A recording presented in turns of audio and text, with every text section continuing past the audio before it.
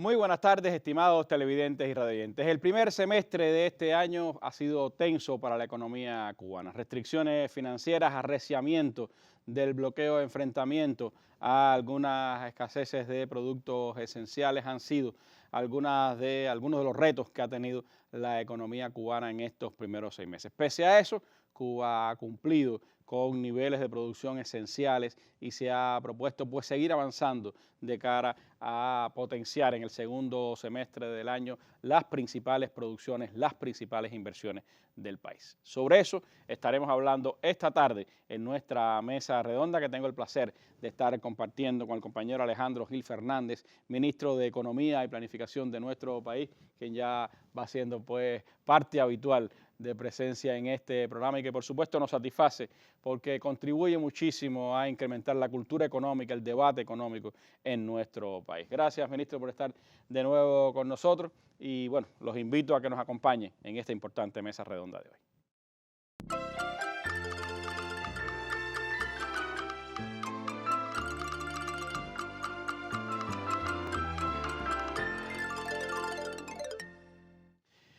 En la reciente Asamblea Nacional del Poder Popular, el ministro de Economía de nuestro país informaba sobre el cierre de la economía cubana en el 2018 y también la situación del plan de la economía en el primer semestre de este año. Situado usted, ministro, en contexto la situación y por un lado anunciaba pudiéramos decir, un reacomodo del resultado del PIB en el año 2018 con un crecimiento hasta el 2,2% de ese PIB, un salto de cada un punto prácticamente del PIB, que sin duda causó cierta sorpresa, pero creo que sobre todo lo que causa es un mayor, pudiéramos decir, apriete de cara al crecimiento económico en este 2019, con un primer semestre que ha estado asignado por la carencia de financiamiento, las restricciones de financiamiento, problemas con los combustibles, es decir, algunos problemas que han afectado directamente a la producción.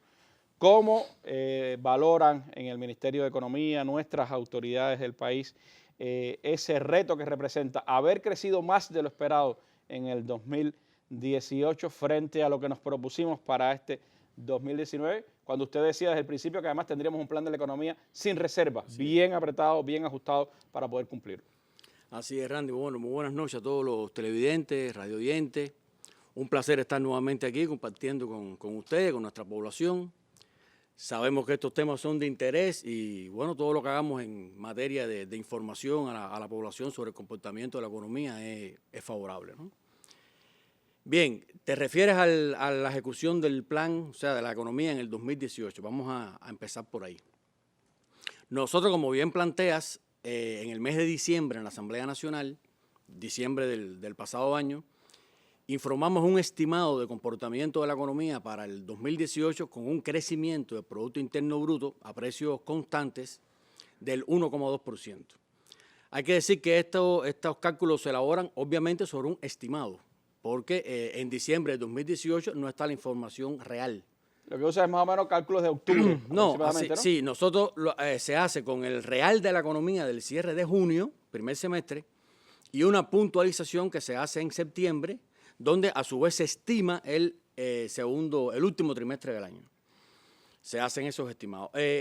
Proceso que tenemos que perfeccionar, sobre todo con los estimados, porque por lo general hay un nivel de incertidumbre presente siempre en la economía, sobre todo con las importaciones, que hace que a veces los estimados se queden un poquitico por debajo. Eso es una práctica que hemos venido observando, un poquitico por debajo de las posibilidades reales que la economía tiene. Y entonces después, ¿qué sucede? Que con el cierre contable real de cada uno de los sectores se hacen los cálculos por la Oficina Nacional de Estadística e Información, se hacen los cálculos ya con la entrega a los estados financieros, a la actividad empresarial y un grupo de informaciones que se entregan por los organismos y se informa o se calcula la tasa de crecimiento real de la economía y esa fue la que ascendió al 2,2%. O sea, como bien planteas, de un 1,2% que teníamos en el estimado que dimos en diciembre, informamos un 2,2% de crecimiento real. Eso se basa en 3 actividades fundamentales.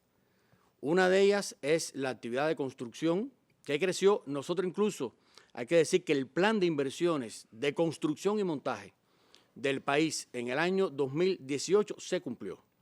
No se cumplió el plan de inversiones totales porque no se logró importar todos los equipos que estaban en el plan. El plan de inversiones se compone de la construcción y montaje y de los equipos. La parte de construcción y montaje se cumplió y además incluso se sobreejecutaron niveles de producción local de materiales de la construcción. Y no se cumplió la importación de equipos y entonces el plan total de inversiones no se alcanzó, pero sí el componente correspondiente a la construcción y montaje. Eso se reflejó en la corrección del Producto Interno Bruto. Nosotros habíamos planteado que la actividad de construcción iba a decrecer y sin embargo creció. E igualmente sucede con la actividad de agricultura, silvicultura y ganadería. Se había estimado un decrecimiento al cierre del 2018 y hubo algunas producciones, como la producción de frijoles, algunas producciones que realmente tuvieron un comportamiento superior al estimado.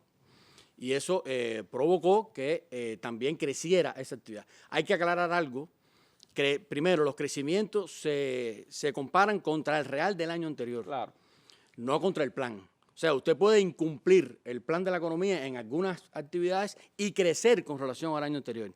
Porque si el plan concibe un crecimiento determinado, puede que no alcance ese cumplimiento del plan, pero sí crezca con respecto al año anterior.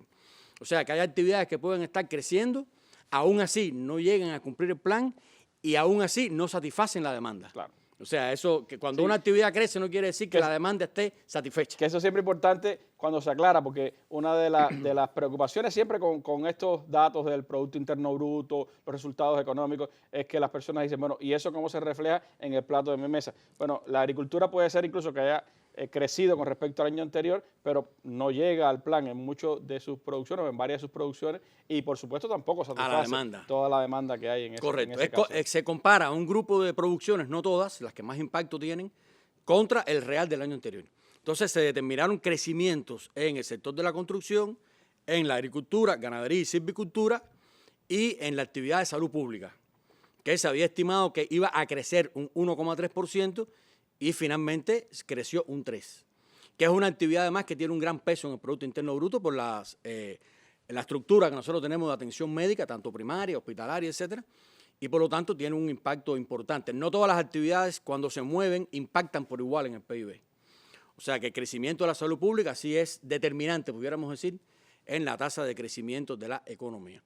Y cuando usted revisa esas tres actividades, entonces se corrige la tasa de crecimiento del Producto Interno Bruto del 2018, o más que se corrige, se da el número oficial real, porque el anterior fue un estimado, en el cual, repito, tenemos que seguir mejorando la manera de hacer los estimados. A veces nos quedamos un poquitico por abajo, con algunas reservas, y eso después, en la práctica, bueno, da estas variaciones entre las cifras estimadas y las cifras reales. Ahora, la otra parte que decías es importante. Nosotros también en la Asamblea Nacional, en diciembre de 2018 planteamos que la economía, el plan, o sea, del 2019 debía crecer en el entorno de un 1,5% con respecto al 2018. Ese 2018 era estimando un crecimiento del 1,2%. Ahora, como el crecimiento real del 2018 es superior al 1,2%, es el 2,2%, crecer en el 2019, como planteaste, es más difícil. Pero si fuera lineal, realmente lo que nos propusimos crecer fue un 0,5. Sí, así es. Si fuera lineal, ¿no? Pero, por pura cuenta matemática, claro, cumpliendo los niveles de actividad que están en el plan 2019, la economía crecería un 0,5%. Nosotros estamos en lo que hemos planteado es que mantenemos, a pesar de el reconocimiento del bloqueo, como planteado, la aplicación del título 3, todo el cierre del cerco económico y la pretensión del gobierno norteamericano de asfixiarnos económicamente, nosotros mantenemos la estrategia de garantizar, o sea, que la economía en el 2019 crezca, no retroceda y que podamos gradualmente ir manteniendo una tasa de crecimiento del Producto Interno Bruto. Planteabas también el tema de las reservas. Eso es importante que la población manejarlo. Hemos planteado que el plan 2019 no tiene reserva, pero también hemos aclarado qué significa eso. No tiene reserva, ¿por qué? Porque cuando hablamos de que no tiene reserva nos referimos a sus equilibrios o balances macroeconómicos. ¿Por qué no tiene reserva? Porque emitimos el plan sin déficit y sin superávit. Si el plan se hubiera emitido con un superávit en su cuenta corriente, por ejemplo, eso favorecería el ahorro interno del país. O sea, usted tiene más recursos en el diseño del plan de la economía que lo que va a gastar. Y por lo tanto tendría un ahorro interno. O sea, vamos a decir que en términos de superávit, si usted ingresa 100 y gasta 8, tiene un superávit de 2. Si usted ingresa 8 y gasta 10, o sea, si usted ingresa 10 y gasta 8, tiene un superávit de 2. Si usted ingresa 8 y gasta 10, tiene un déficit de 2. Si tiene un superávit de 2, eso es un ahorro interno. Si tiene un déficit de 2, eso es un incremento del endeudamiento externo del país. Y nosotros lo que hemos planteado es, porque tiene que financiar esos dos con deuda, con crédito. Y nosotros hemos planteado que el plan de la economía está emitido sin déficit y sin superávit. Eso quiere decir que no tiene reserva. O sea, que cualquier incumplimiento de los ingresos se tiene que reflejar obligatoriamente en una disminución de los gastos, porque no tiene superávit como para que un incumplimiento de los ingresos pueda afectar el superávit antes de afectar los gastos. Pero decir que el plan no tiene reserva no significa que la economía no tenga reserva. Son dos cosas diferentes. El plan no tiene reserva en su diseño macroeconómico, de sus equilibrios, de sus cuentas corrientes y cuentas financieras, pero la economía sí tiene reserva y la tarea nuestra precisamente es explotar esa reserva. Entre esas reservas, por supuesto, están dos elementos que determinan en la economía cubana, que son el tema de la energía, los combustibles y por el otro lado los alimentos. Son asuntos a los que el gobierno le ha prestado máxima atención y que usted reflejaba también en su análisis en la Asamblea Nacional. ¿En qué situación estamos? ¿Cómo enfrentar esas dificultades que tenemos con los combustibles, con la energía? ¿Cómo se ha trabajado por potenciar, disminuir esa cifra extraordinaria de más de 2.000 millones de dólares que hay que gastar en importar alimentos? Bueno, Randy, como bien planteas, alimentos y combustible, energía, son dos aspectos básicos, vitales para el funcionamiento del país. Nosotros hoy importamos más de 2.000 millones en alimentos.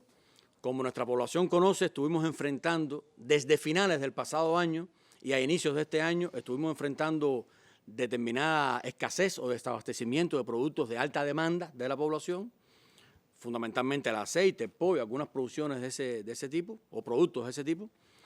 Eso se ha ido estabilizando. Se ha ido estabilizando fundamentalmente en base a más importaciones, porque como hemos planteado, todo el pollo que el país consume se importa. Eso es algo en lo que tenemos que avanzar en materia del incremento de la producción nacional de alimentos, no solamente de pollo, sino alimentos en sentido general. Eso se ha ido estabilizando porque se han podido respaldar un mayor nivel de importaciones e incluso en la propia Asamblea dábamos algunas informaciones comparando lo que se ha vendido en el primer semestre de este año contra lo que se vendió en el primer semestre del año anterior. Pusimos, por ejemplo, el caso del aceite. El caso del aceite, el año pasado, en el primer semestre, se habían vendido a la población 16.000 toneladas. Este año, en el primer semestre, se han vendido 27.000 toneladas. Se han vendido 11.000 toneladas más. Eso lo provoca un episodio de escasez. O sea, cuando las cosas se pierden temporalmente de las tiendas, la población, cuando aparece de nuevo el producto, la población compra más que la norma normal de consumo. Y por lo tanto, uno tiene que tratar de restablecer un nivel permanente de oferta para que se calme esa ansiedad de la compra, pero se ha podido respaldar eso. El pollo, más o menos, estamos en los mismos niveles que el año pasado. El año pasado habíamos vendido 50.200 toneladas, este año hemos vendido, 50.700 toneladas, este año hemos vendido 50.200 toneladas. Prácticamente en los mismos niveles, pero bueno, se ha podido vender más ya a partir de hace 2 meses más o menos, cuando comenzamos a estabilizar los precios. Sí, el impacto del pollo lo que ha tenido es que también ha habido menos producción de carne de cerdo y es lo que ha hecho desbalancear un poco ese tema. Hay un desplazamiento de la demanda hacia el pollo y otros productos a partir de la insuficiencia en la producción de carne de cerdo, que a su vez estuvo afectada por la falta de alimento animal, que es otra gran tarea. Porque nosotros dentro de los 2.000 millones que importamos de alimentos, 550 millones son de alimento animal. O sea, la importación de maíz, harina de soya, complejos vitamínicos, pienso vinicio, para la masa porcina. O sea, hay un nivel grande de importaciones que hacemos de alimento animal que no se puede sustituir de un año a otro, pero que tenemos que gradualmente, de manera sostenida, ir incrementando la producción nacional de alimento animal para ir dependiendo menos de la importación. Porque lo que nos ha pasado, lo que nos pasó a finales del pasado año, precisamente fue que esa alta dependencia que tenemos de la importación, si esos barcos no llegan en el momento que tienen que llegar, Entonces se produce un desbalance, un déficit de alimento animal, eso impacta directamente en la producción de carne de cerdo, de huevo, de un grupo de productos que son imprescindibles para la oferta minorista y para la población. Entonces eso, en el caso del alimento, vamos a decir, la estrategia fundamental, además de respaldar los niveles de importación que están previstos en el plan, es desarrollar más la producción nacional de alimentos por la vía nuestra, por la vía de la producción estatal y por la vía también de la producción estatal y no estatal y de la inversión extranjera. Que estamos también desarrollando determinados proyectos de inversión extranjera a la rama de la producción de alimentos, a ese sector de la economía que es muy importante. Y en el caso de la energía y del combustible, ahí en el primer semestre pudimos cumplir y sobrecumplir ligeramente la producción nacional. Eso es un buen elemento. O sea, sobrecumplimos en un 2,5% la producción nacional y logramos alcanzar 39.000 toneladas por encima del plan. Lo que sucede es que el consumo calculado del país para un año es de 8,4 millones de toneladas de combustible y nosotros estamos produciendo en el entorno de 3 millones. Por lo tanto, sigue habiendo una dependencia fundamental de la importación. Sí, 8,4 millones es el consumo promedio del año en es lo que está diseñado en el plan. O sea, los niveles de actividad que están en el plan con una intensidad energética de alrededor de 84 toneladas por millón de pesos de Producto Interno Bruto, da un consumo en la economía en el entorno de 8,4 millones de toneladas. Nosotros pensamos que la intensidad energética todavía se puede mejorar. Decía hace un tiempo que ese era uno de los elementos de ahorro significativo que debiéramos tener y de mejoría también de la economía, ¿no? Nosotros pensamos que podemos trabajar para ir mejorando la intensidad energética porque ese es un indicador que mide qué cantidad de toneladas de combustible se gastan para generar 1 millón de pesos de Producto Interno Bruto. Mientras más bajo sea, quiere decir que es mejor. O sea, que utilizamos menos combustible para producir 1 millón de pesos de Producto Interno Bruto. Pero el país tiene una alta dependencia de la importación. Y evidentemente sobre eso también está gravitando el arreciamiento del bloqueo. Y está gravitando la aplicación del título 3. Es uno de los sectores donde más han insistido ellos en sus medidas contra Cuba. Eso implica decisiones, es decir, el país ha tenido que tomar acciones para restringir uso de combustibles en algunas actividades y potenciar, decía el presidente, aquellas donde puede tener más importancia el uso de ese combustible. ¿Cómo se ha dirigido esa estrategia? ¿Cuál es la idea con el tema del uso del combustible? Yo creo que más que restringir, lo que estamos buscando la forma es de administrarlo de una manera más eficiente e incluso de forma tal que garantice los principales niveles de actividad de la economía y sobre todo aquellos que están más de frente o de cara a la población. Yo creo que la batalla que se ha dado en los últimos años con el desvío y el robo de combustible ha demostrado que esa intensidad energética con la economía trabaja tiene muchas reservas y que todavía hay un nivel de descontrol en el uso del combustible y por lo tanto el primer elemento que tenemos que mirar no es restringir actividades, sino es incrementar el control. Es buscar la manera en que realmente cada gota de combustible se ponga en función de la economía, de lo que está previsto en el plan de la economía. Y podemos hacer mucho más con menos combustible. Llegado a un punto, tenemos que hacer algunos movimientos desde el punto de vista del plan con el objetivo de priorizar y favorecer las actividades que tengan mayor impacto en la economía. Transporte público, las actividades vinculadas con la generación de electricidad, actividades vinculadas con la producción de alimentos. Pero fíjate, en medio de este escenario de restricciones, en cuanto a lo que es la importación, nosotros la economía logra respaldar un nivel de combustible que permite que el país pueda trabajar en ese escenario, no sin presión. Pero yo creo que la presión también nos ha conducido, nos ha llevado a buscar soluciones. O sea, yo creo que el tema de llamar constantemente al mayor ahorro, a evitar el desvío, a evitar el robo, con una abundancia de combustible, desde el punto de vista físico líquido, no es lo mismo que ese combate enfrentado a un escenario de más restricción desde el punto de vista del déficit. Ya se está demostrando, por ejemplo, que se está vendiendo más combustible en los cupés que el que se vendía antes. Ya se está demostrando que se busca una mayor organización en el transporte. Los camiones ya se ven menos camiones vacíos. El Ministerio de Transporte ha incorporado nuevas regulaciones para que los camiones que van con carga regresen con carga. Estamos incluso utilizando más el ferrocarril. Es verdad que se han hecho un grupo de inversiones, pero hay una estrategia para usar el ferrocarril en la transportación de carga. Que es más eficiente. Que es más eficiente. O sea, nos vamos ajustando, pudiéramos decir de alguna manera, al escenario de forma tal que mantengamos las posibilidades de la economía de sobreponerse a esta disminución que hemos tenido en la disponibilidad de combustible sin o con la menor afectación a los niveles de actividad que están en el plan y sobre todo la menor afectación a la población. Repito, no quiere decir que no haya.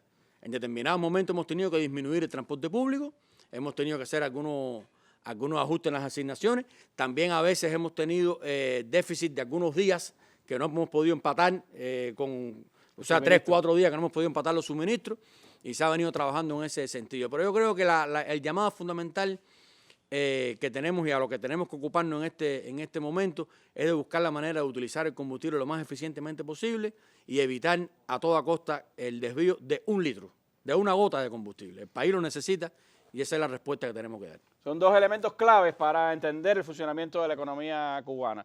La alta dependencia de las importaciones de energía o combustible y alimentos y, por supuesto, la necesidad de potenciar, sobre todo por las reservas que tiene la producción de alimentos. La energía está casi a su tope en el país, los combustibles que se producen nacionalmente, pero la de alimentos tiene muchas reservas y, por supuesto, es uno de los grandes retos que tiene por delante la economía cubana. Seguimos hablando acá con el ministro de Economía, Alejandro Gil, esta tarde en nuestra mesa redonda. Les propongo hacer un breve alto y después regresamos para seguir hablando de importantes temas.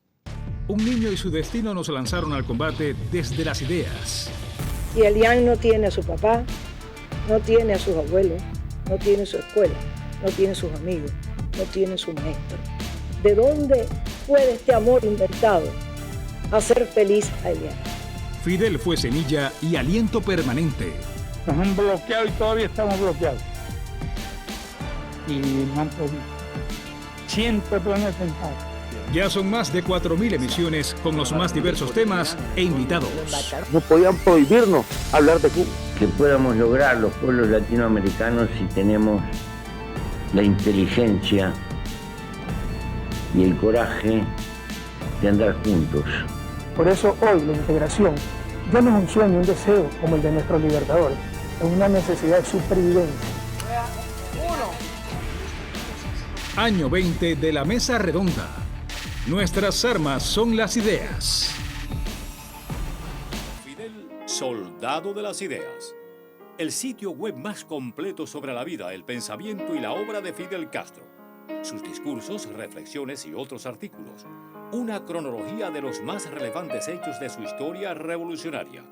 Un compendio de sus viajes por el mundo llevando la voz altiva de su pueblo.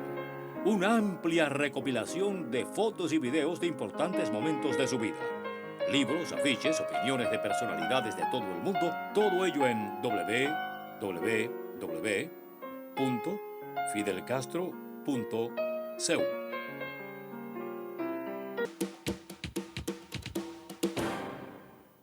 Bueno, hablamos con el ministro de Economía de nuestro país precisamente sobre los resultados que esa economía ha tenido en el primer semestre y los retos que para finalizar este año, irnos de cara al 2020, pues tiene la economía cubana. Una de las cosas que me llamó la atención, ministro, de su intervención en la Asamblea Nacional fue la precisión de que 300 empresas de nuestro país habían sobrecumplido sus planes de producción del primer semestre a más del 150% y que había unas 40 empresas con pérdidas en el país. Ese crecimiento de 300 empresas tiene que ver con esas reservas de las que usted hablaba que todavía tiene la economía o tiene que ver con que no siempre planificamos con la correcta correlación entre lo que debiera ser el plan de la economía y los resultados finales, que la gente se queda con esas reservas aguantadas y cómo eso se engarza con las más de 20 medidas que se ha propuesto nuestro gobierno para reforzar ese papel de la empresa estatal en la economía. Muy bien, Randy. Bueno, una pregunta muy, muy importante, incluso en el escenario en que estamos. Primero, la economía no se construye en un buró ni en una reunión. La economía se hace en las empresas, se hace en la actividad productiva, se hace en el ahorro, se hace en el trabajo diario. Y para nosotros para el país es muy importante el plan de la empresa. Es decir, hablamos del plan de la economía del país y de las grandes cuentas macroeconómicas, pero lo que es lo decisivo más allá de mantener los balances, el diseño y la asignación de recursos a través del plan de la economía, es la economía productiva y lo que logremos a nivel de la base. Y por eso es que hemos incentivado todo este debate también de cara al plan 2020, etcétera. Pero bueno, voy a enfocar en la pregunta. Como dices, hay un poco más de 300 empresas que en el primer semestre del año tienen un sobrecumplimiento de las utilidades superior al 150%. Yo debo aclarar que nosotros para nada estamos en contra de que una empresa tenga utilidades. Eso quizás en algunas ocasiones se malinterpreta, ¿no? Que bueno, que si tengo pérdida me critican y si tengo utilidades también. Bueno, entonces, ¿qué es lo que tengo que hacer? ¿Qué hago? No, para nada. Las empresas están diseñadas por naturaleza para tener utilidades. Lo que sucede es que cuando uno se enfrenta a un escenario donde hay un grupo importante de empresas que tienen un sobrecumplimiento del plan de más de 150%, nosotros primero llamamos la atención a que eso no se dé por bueno, de hecho, sin más análisis. O sea, no se traduzca obligatoriamente en que esa empresa está trabajando con más eficiencia y en que esa empresa está trabajando con más productividad. Probablemente sí, pero no se puede hacer una lectura tan simple de que como sobrecumple las utilidades, bueno, qué bueno es eso, la empresa tiene más productividad, la empresa tiene más eficiencia. Sí, puede que tenga más productividad y más eficiencia, pero ¿que cuál? Que la diseñada en el plan. Y eso puede estar dado precisamente porque el diseño del plan no es correcto. Eso puede estar dado precisamente porque el diseño del plan tiene muchas reservas que permiten después que sin mucho esfuerzo se pueda sobrecumplir con creces lo planificado. Entonces, probablemente esa empresa que tiene más de 150% del plan de utilidades esté trabajando por debajo de su verdadero potencial, aún con ese sobrecumplimiento. Y a nosotros lo que nos interesa, al país lo que busca, es que se lleve al plan ese potencial. Y es preferible una empresa que trabaje con tensión y que cumple el plan al 100 o al 101 o al 99, que una empresa que sobrecumpla al 160, al 200, al 300% y no hay argumentos reales de incremento de productividad, ni hay más eficiencia, ni se hayan hecho inversiones que dupliquen o tripliquen la productividad del trabajo y es sencillamente una desagregación incorrecta del plan o un diseño del plan que está muy por debajo de las potencialidades. Lo que llamamos es... O puede suceder también que haya una carga a los precios, es decir, que no incremente la producción, sino los precios. También puede ser porque esa utilidad está dada por un nivel de venta y un nivel de gasto, y puede ser que el nivel de venta no está influenciado por haber vendido más producción física, sino por haber vendido lo mismo, incluso menos, a más altos precios. Y después se refleja en más ingresos o más nivel de venta. Nosotros lo que decimos es que eso no es normal.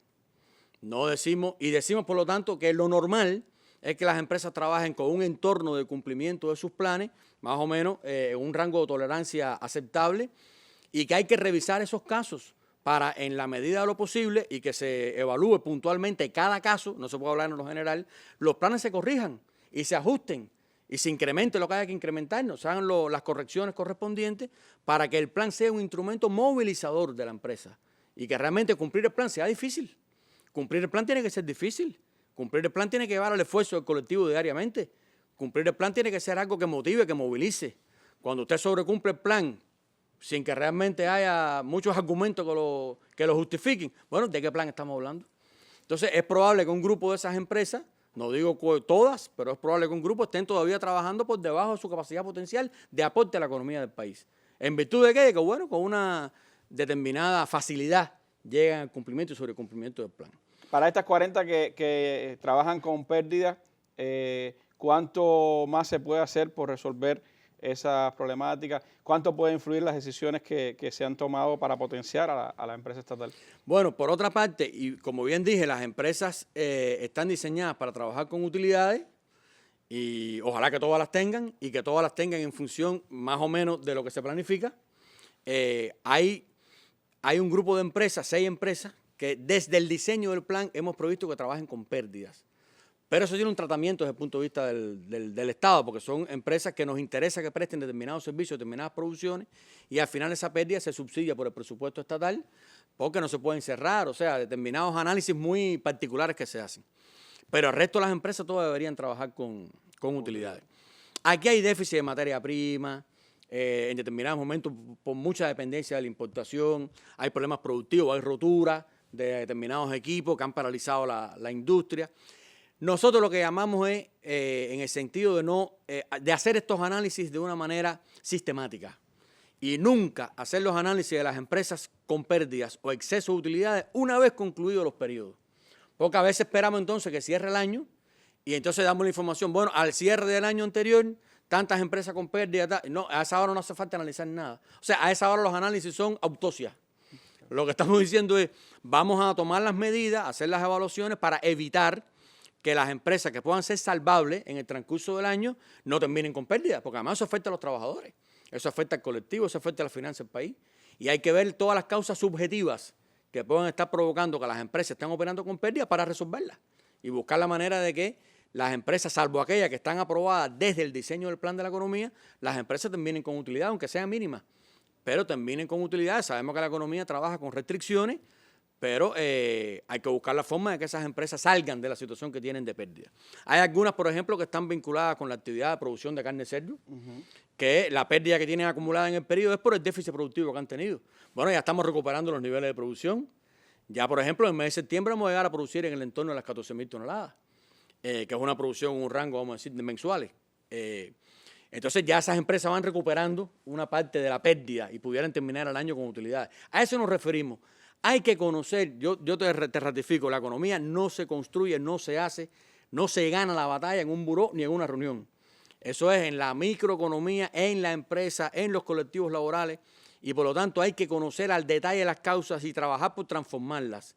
Ese es el éxito de la tarea. Nosotros desde aquí no podemos decir cada una de las 300 empresas lo que pasó, ni podemos decir cómo vamos a sacar de la pérdida a las 40 que están en pérdida, pero la estrategia económica del país impone la necesidad de trabajar en ese sentido, y los que dominan eso son los trabajadores, son los directivos que están a nivel de base.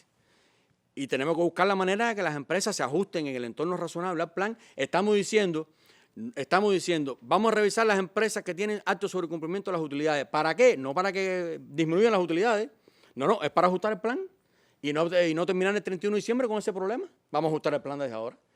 Nadie puede interpretar que lo que estamos diciendo es que una empresa baje su ritmo para tener menos utilidades, para ajustarse al plan. No, es ajustar el plan al ritmo que tiene. Al ritmo que está llevando. Y ver si el ritmo es el que debe llevar o debe ser más rápido incluso.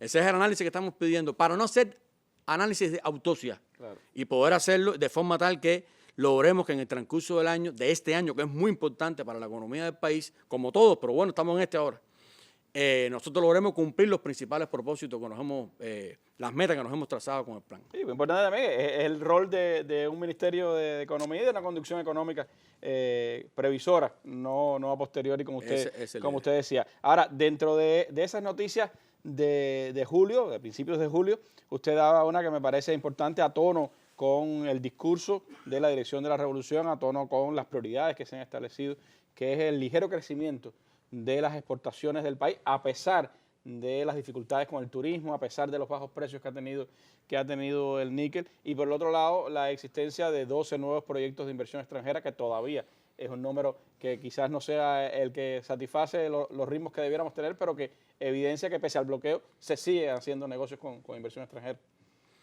Randy, para la economía del país, cumplir el plan de exportaciones es una tarea esencial. Es uno de los principales objetivos del plan de la economía. Precisamente ya expliqué que como no tenemos reservas, en el diseño del plan, sí en la economía, pero como no tenemos reservas, si no se cumplen los ingresos por exportaciones, hay que disminuir gastos. Y hay que disminuir erogaciones, ¿no? Y eso va a afectar determinados niveles de actividad. Por lo tanto, más que trabajar sobre la base de qué gasto vamos a disminuir, si no se cumple el plan, lo que hay que trabajar sobre la base de que hay que cumplir el plan de exportación. Esa es la tarea, lo otro es secundario. La tarea es cumplir el plan. Hemos tenido 2 actividades afectadas en el primer semestre del año, como ya se ha explicado. El níquel es una cuestión, en el níquel debo decir que estamos cumpliendo, ahí más o menos en ese rango, la producción física. El problema ha venido por los precios, que han estado como promedio alrededor de $2.800 por debajo de lo previsto en el plan por tonelada. Y eso tiene una afectación. Se han estado recuperando en los últimos días. En estos días ha mejorado un poquito. Ha venido creciendo el precio del níquel, ya en estos días está más o menos en el entorno del plan. Hay que ver cómo se mantiene en lo adelante. Pero bueno, es una buena noticia que los precios del níquel se han venido recuperando. Y en el caso del turismo, el ministro Marrero dio una amplia información en la Asamblea Nacional. El turismo está impactado por las medidas del bloqueo. Ya se explicó que debemos estar este año, aún en medio de esas presiones y restricciones, vamos a pasar los 4 millones de visitantes, debemos estar en el entorno de los 4,3 millones. El impacto fundamental lo tenemos en los cruceristas, que como se sabe, bueno, ningún crucero puede venir al país. Cuba es el único país del mundo que por ley, los norteamericanos no pueden venir. Y bueno, tenemos ese impacto. Hay que decir que no es proporcional, y ya lo habíamos dicho en la mesa redonda anterior, que estamos midiendo más el turismo por los ingresos netos y por el aporte y el encadenamiento de la economía que por la cantidad de visitantes. Aunque es cierto que hay una relación entre la cantidad de visitantes y los ingresos. Pero nosotros, la disminución en la cantidad de visitantes que estamos previendo para el año no tiene un impacto proporcional en la disminución de los ingresos. Hay que buscar la manera de que a los visitantes que vienen le podamos extraer más utilidad. Claro. Los cruceristas generalmente son los que menos dejan porque están pocas horas, no se alojan y por lo tanto dejan menos dinero. Eso significa que la reserva fundamental está en cómo ser más eficiente con los turistas que vienen a alojarse y con las propuestas, sobre todo extrahoteleras que puedan tener para esa. Claro, que no es una estrategia nueva, es una estrategia en la que hemos venido ya trabajando hace algunos años, buscar la manera de sacar al turista del hotel, de darle otro servicio, de vincularlo más con la cultura, con la rica cultura que tiene nuestro país y buscar la forma de hacer determinadas acciones en ese sentido. Y bueno, que vamos a tener un impacto en el cumplimiento del plan de ingresos del turismo, pero minimizar ese impacto y no renunciar al desarrollo del turismo en Cuba. Nosotros tenemos que, esto es una cuestión que hay que asumirla como es, pero nosotros tenemos que seguir trabajando en ese sector. Es un sector motriz, es un sector que tiene un impacto en los encadenamientos productivos, es uno de los sectores que más ingresa al país, aun cuando no le lleguemos a cumplir el plan este año, y por lo tanto nosotros en esa dirección vamos a continuar avanzando porque el desarrollo del turismo es esencial para el desarrollo económico y social del país hoy y de cara al Plan Nacional de Desarrollo que estamos trabajando para el año 2030. Y nosotros estaremos aquí, Trump pasará.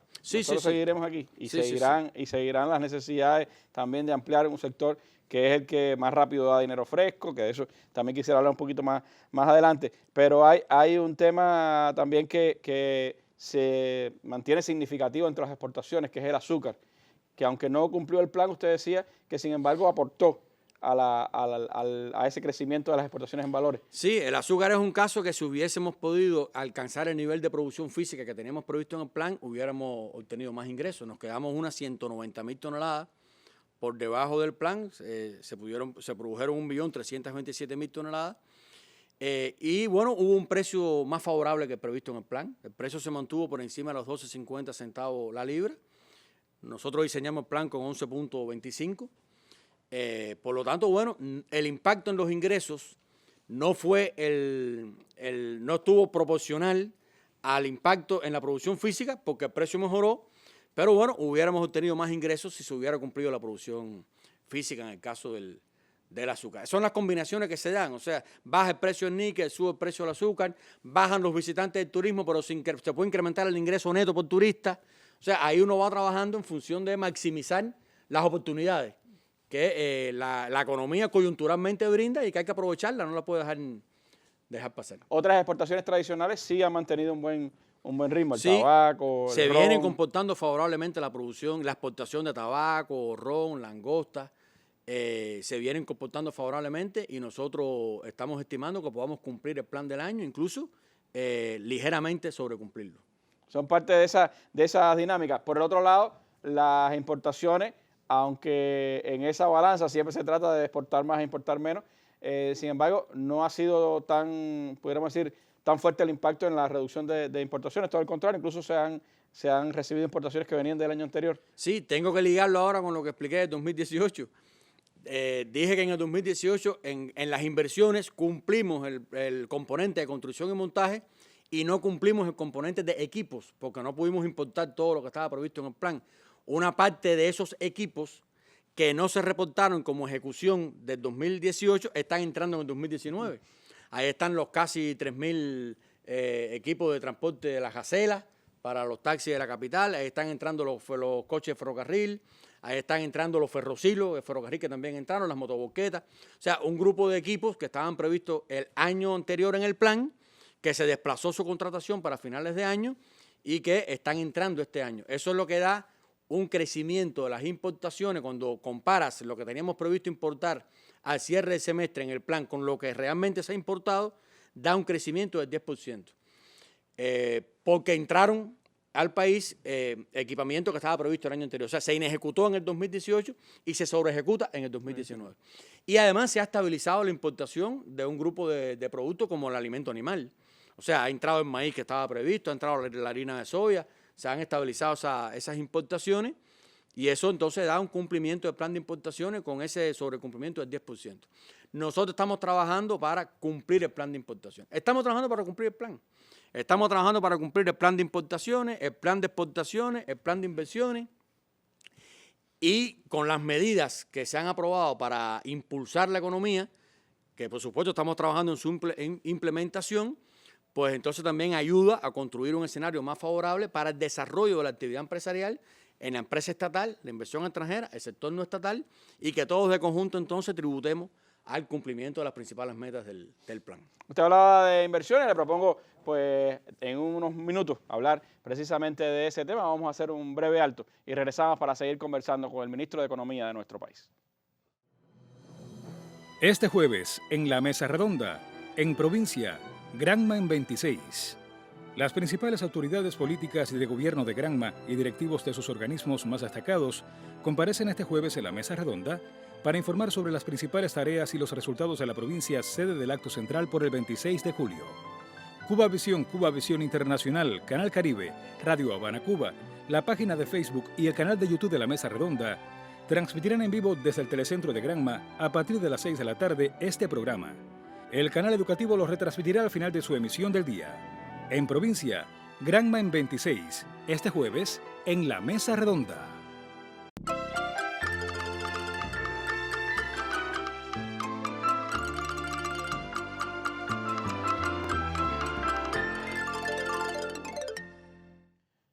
Bueno, mañana estaremos en Granma hablando precisamente de lo que hace ese territorio, potenciar importantes producciones, entre ellas las agrícolas, que tiene una gran responsabilidad Granma con ese desarrollo. Pero hablando de desarrollo, ministro, las inversiones son parte importante y es la concepción, por supuesto, de desarrollo que tiene el país hacia el futuro. Usted ha insistido mucho en el tema de que las inversiones no terminan cuando se acaba la obra física, cuando está el equipamiento, sino en el rendimiento que tenga esa inversión, en que lo que se pensó pues tenga utilidad práctica. ¿Cómo valora, por un lado, lo que hemos venido haciendo en los últimos tiempos porque esas inversiones tomen el camino que deben tomar? Y en segundo lugar, lo que hemos logrado hacer en este primer semestre, a pesar de las restricciones financieras, a pesar del bloqueo, a pesar de todas las coyunturas que estamos enfrentando. Bueno, en el primer semestre del año estamos cumpliendo el plan de inversiones desde el punto de vista de su ejecución financiera. Yo incluso en la propia asamblea planteamos que no podemos confiarnos porque en la desagregación del plan de inversiones corresponde al primer semestre del año estar más o menos en un 35% del plan del año. Y lo duro viene en ese 2 semestres. Entonces sí, estamos cumpliendo porque tenemos unos 4.200 millones de inversión ya ejecutada, pero el plan del año son 11.240 millones, más o menos en ese entorno, 244. Por lo tanto, a nosotros nos está faltando el 65% del plan. Eso por una parte, pero es favorable, o sea, la ejecución de las inversiones restringida también por el tema de algunos déficits que hemos tenido de materiales, en la producción de acero que hemos tenido atraso, unas 9.000 toneladas, algunos déficits que hemos tenido en la producción de cemento, pero se viene cumpliendo el plan del primer semestre del año, pero, repito, el plan, lo que tenemos hecho no es el 50% del plan, lo que tenemos hecho es el 36,5% del plan y nos está faltando o quedando un segundo semestre que hay que empeñarse fuertemente en eso. Y yo creo que hemos avanzado mucho, todavía muy, muy insuficiente, pero que hemos avanzado conceptualmente desde el punto de vista práctico en la medición de las inversiones por su impacto. Ya es un tema que también hemos llevado al análisis de la microeconomía, de las empresas, en esa revisión de que esa inversión que hicimos, sí, correcto, cumplimos el plan porque invertimos lo que había que invertir, qué nivel de actividades que tiene que proveer a la economía, qué nivel de actividad estaba previsto en los estudios de factibilidad y qué nivel de actividad realmente está. Todavía ahí, Randy, tenemos muchos problemas. O sea, todavía ahí, por lo general, las inversiones están rindiendo por debajo de lo previsto en los estudios de factibilidad. Es un tema en el cual hay que continuar insistiendo, pero lo que más se ve, la generalidad, con excepciones, es que hay un grupo de inversiones que están por debajo, o sea, los niveles de actividad que proveen a la economía están por debajo de lo diseñado en sus estudios de factibilidad y por lo tanto eso afecta a los periodos de recuperación. Y llega entonces el conflicto que tenemos, que hay que amortizar los financiamientos, o sea, devolver los dineros que nos prestaron para financiar esas inversiones, y en el momento que hay que devolver esos dineros, las inversiones todavía no están aportando lo que tienen que aportar.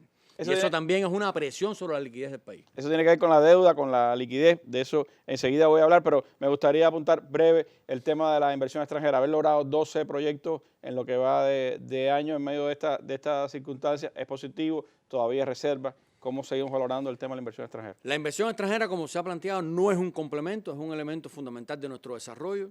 Nosotros incluso cuando estamos defendiendo el concepto de proteger o defender la producción nacional, nos estamos refiriendo a todo ese contexto. Cuando hablamos de la producción nacional no nos referimos solo a la empresa estatal. O sea, defender la producción nacional y buscar la manera de producir en el país todo lo posible y disminuir el componente importado alto que tiene hoy la economía, significa la empresa estatal socialista, significa el sector no estatal y significa la inversión extranjera. Todo eso es producción nacional.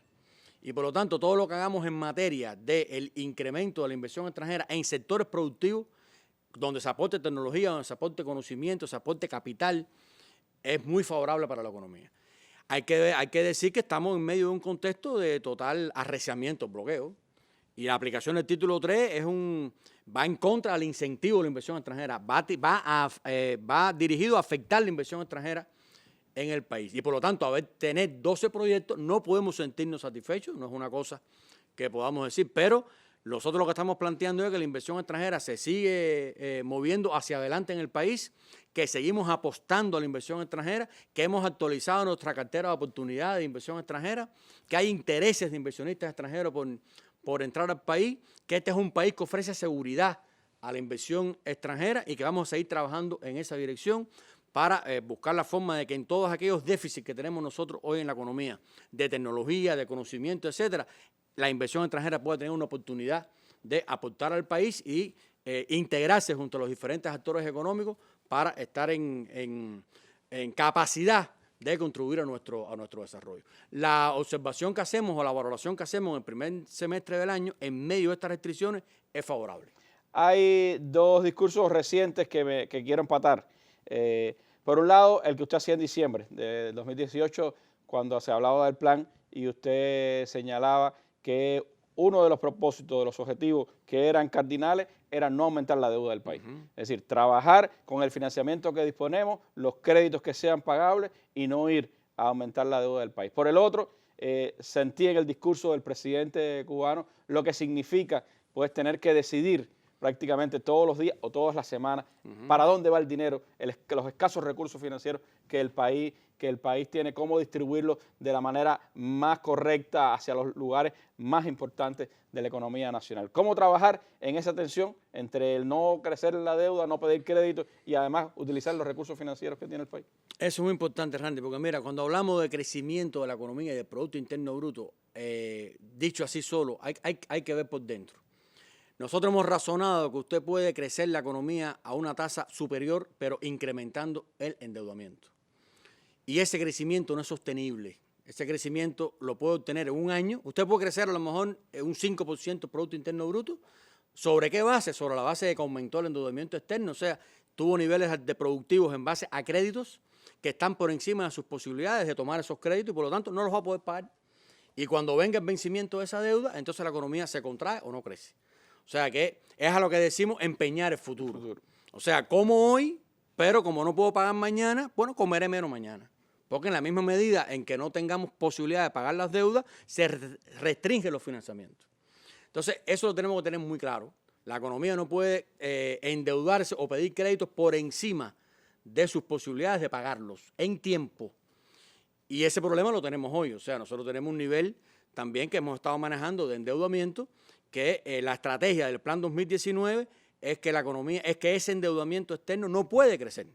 O sea, nosotros tenemos que mantener un nivel de correlación entre el pago de las deudas y la toma de los créditos, de forma tal que al concluir el año no incremente el nivel de endeudamiento. Y eso le va a dar más calidad al crecimiento del PIB, porque es un crecimiento del PIB que se obtiene en base a nuestras reales posibilidades.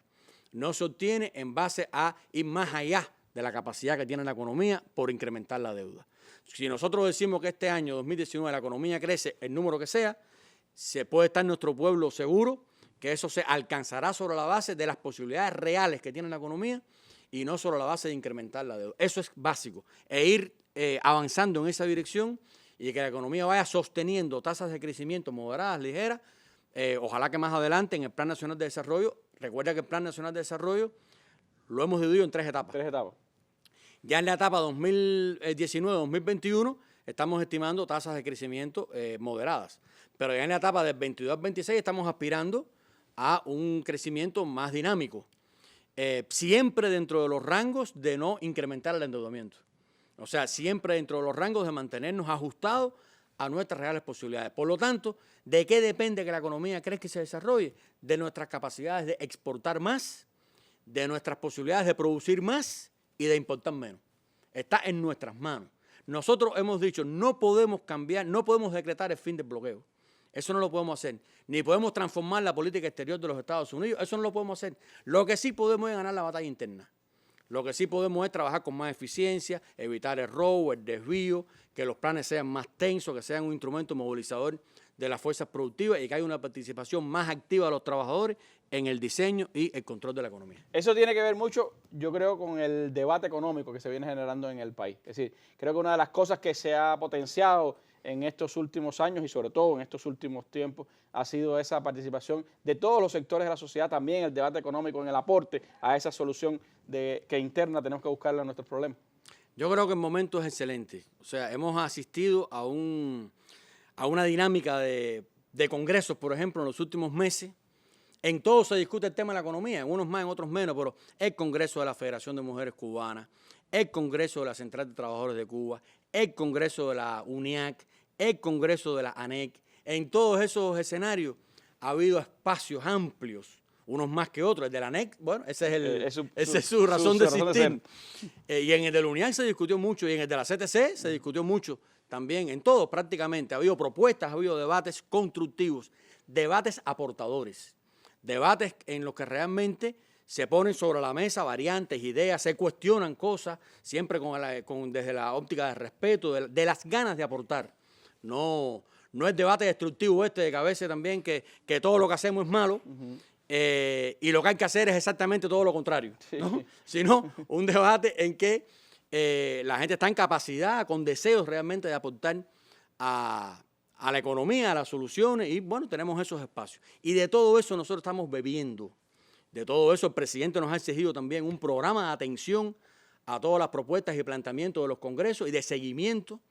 Y todo eso, en esa inteligencia colectiva se construye la estrategia económica del país. Y hay intercambio con la academia también, ministro. Por eso decía que estamos en un momento excelente. Hay un amplio intercambio con la academia. Nosotros desde el año pasado constituimos a instancias del Ministerio de Economía y Planificación un consejo técnico asesor, que tenemos un frecuente encuentros con un grupo muy destacado de académicos, donde vamos evaluando temas, soluciones más bien, a los problemas que enfrenta la economía a partir de estudios e investigaciones que se han hecho. Y tenemos un amplio intercambio con las universidades en todo el país, resultado también de las visitas del gobierno a los territorios.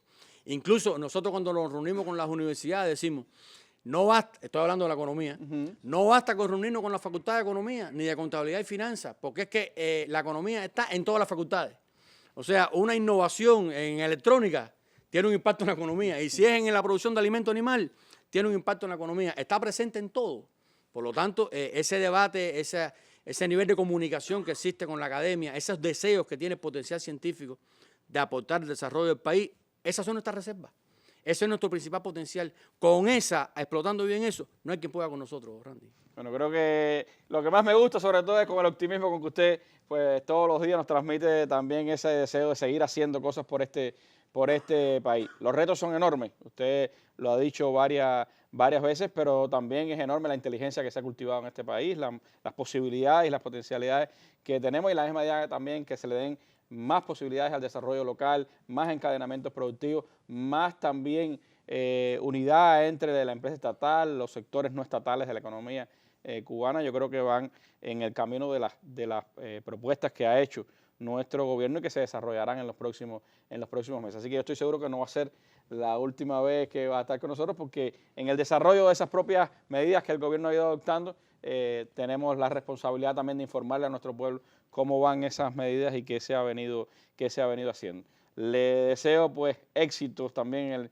en este duro camino que tenemos por delante y que podamos seguir intercambiando sobre temas económicos que creo que contribuyen a ese debate también que debemos tener con nuestro pueblo. A ustedes, por supuesto, los invito a que mañana estén con nosotros. Estaremos en Granma, en la sede del 26 de julio, para hablar de todas las potencialidades y todo lo que se hace en ese territorio. Y bueno, al ministro de Economía lo invitamos de nuevo a que comparta aquí con nosotros sus conocimientos y también las realidades que tiene que vivir todos los días para trabajar en la economía de nuestro país. Gracias, Alejandro, por haber estado con nosotros.